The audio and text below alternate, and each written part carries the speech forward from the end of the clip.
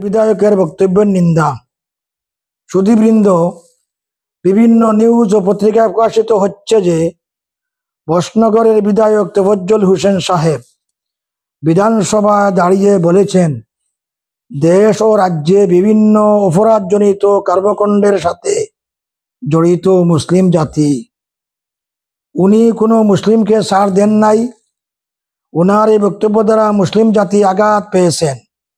কেননা মুসলিম জাতির মধ্যে আল্লাহর অলি, বড় বড় আলেম, দার্শনিক, আধ্যাত্মিক, দেশপ্রেমিক, যারা দেশকে স্বাধীন করার জন্য নিজের জীবন দিয়েছেন। এখনো অনেক মুসলিম দেশের প্রগতি, সমৃদ্ধি, সুনামের জন্য নিজের অর্থ স্বার্থ ত্যাগ করছেন। ভারতকে স্বাধীন করার জন্য মুসলিম জাতির অবদান ত্যাগ অস্বীকার করার মতো নয়।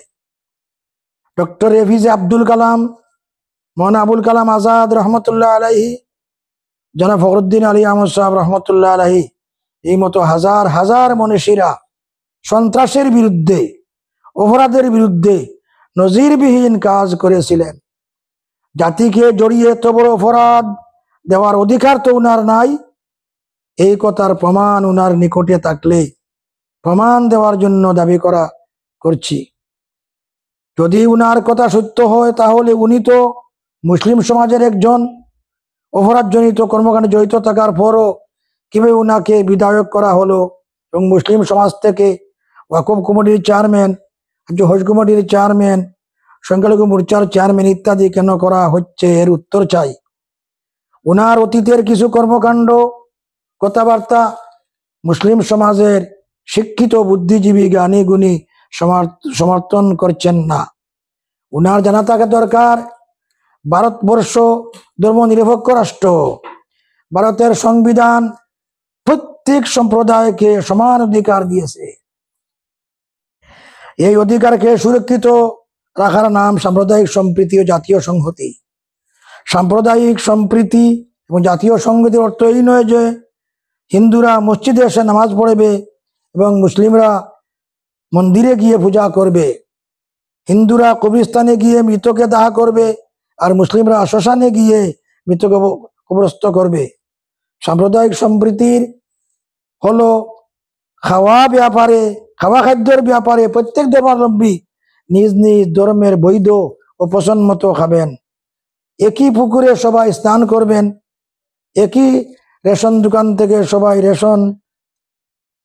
সকলে রেশন নিবে, একই পঞ্চায়েতে সকলে নিজের প্রয়োজন পুরা করবে, একই বাজারে ক্রয় বিক্রয় করবে, নিজ ইচ্ছা নিজের ভোট নিজে দিবে।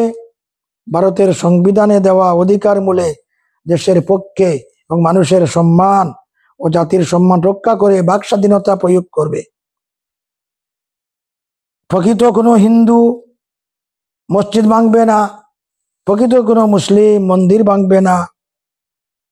কোনো ধর্ম কোনো প্রকার কোনো সন্ত্রাসকে সমর্থন করে না। তোফাজ্জল হোসেন সাহেব উনার মন গড়া বক্তব্যের জন্য মুসলিম জাতির কাছে ভুল স্বীকার করে ক্ষমা চেয়ে নেওয়া উচিত, বরং করা জরুরি। মুসলিম সমাজের সর্ববৃহৎ সংগঠন জমিয়তুল উলামা হিন্দ উনার এই অমূলক ভিত্তিহীন বক্তব্যের নিন্দা জানাচ্ছে। উনার বক্তব্য দ্বারা মুসলিম জাতি, উনার দল, বিধানসভার বদনাম হচ্ছে। জাতি উনাকে ক্ষমা করবে না। অসংখ্য মানুষ উনার এই অমূলক বক্তব্যের দীক্ষা দিচ্ছে, যদিও কোনো কারণে এই সমস্ত প্রতিবাদ প্রকাশ করা হচ্ছে না। ইতি মুফতি তৌহিদুর রহমান, সভাপতি ত্রিপুরা জমিয়তুল উলামা হিন্দ। অতি দুঃখের সহিত এই ভিডিও করলাম। উনি এই কথা চিন্তা করতে পারছেন এই বক্তব্যের আগে কি বলতেছি।